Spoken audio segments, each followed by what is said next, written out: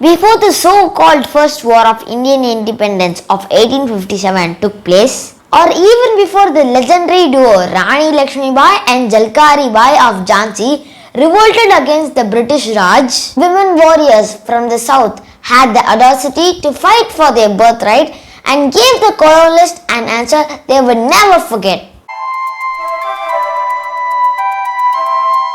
First queen to fight for independence stood all alone with a vigorous blazing eye against the British Empire in the 18th century.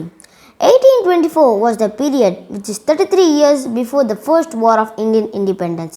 Its valiant warrior queen Kittur Rani Chennamma. Rani Chennamma did not succeed in knocking the Britishers away, but she did inspire many women to rise against the British rule.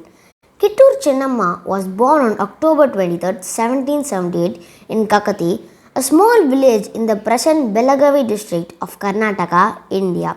She was married to Mallasarja Desai, the king of Kittur, and had a son from the marriage. Maharaja Mallasarja Desai died in 1816 and also their son died in 1824. Chennama now had to take over the reign of the state and became the queen of Kittur. As the queen of Kittur, Kittur Chennamma adopted Shivalingappa after the death of her only son with the aim of making him the heir to the throne of Kittur. But the British government imposed the Doctrine of Lapse policy on her ruled states.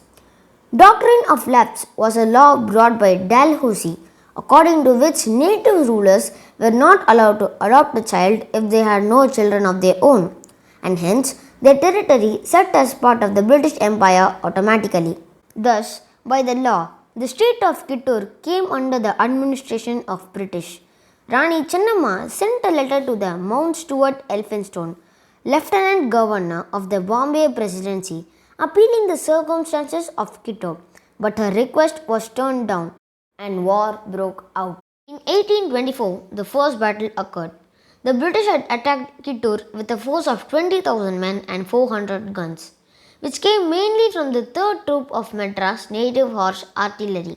In the first battle between the British and Kittur on October of 1824, British forces faced heavy losses.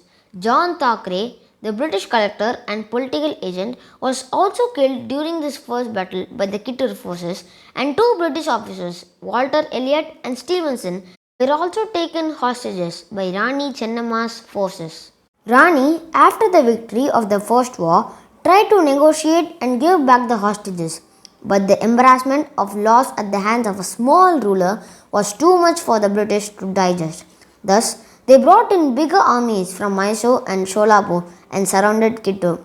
The second war started and the sub-collector of Solapur, Thomas Munro, and his niece were killed. Rani Chennamma, along with her lieutenant Sangoli Rayana, gave a tough fight to the Britishers for 12 days and protected their fort. But they got defeated because of the traitors from their side. They mixed cow dung and mud in the gunpowder in the cannon, due to which it got jammed during the battle. Because of this treachery, valiant Rani got defeated and imprisoned in her own Belhongal fort, where she died on 21st February 1829. This ended the saga of another brave Indian queen, yet vanished from our history pages, forgotten heroes.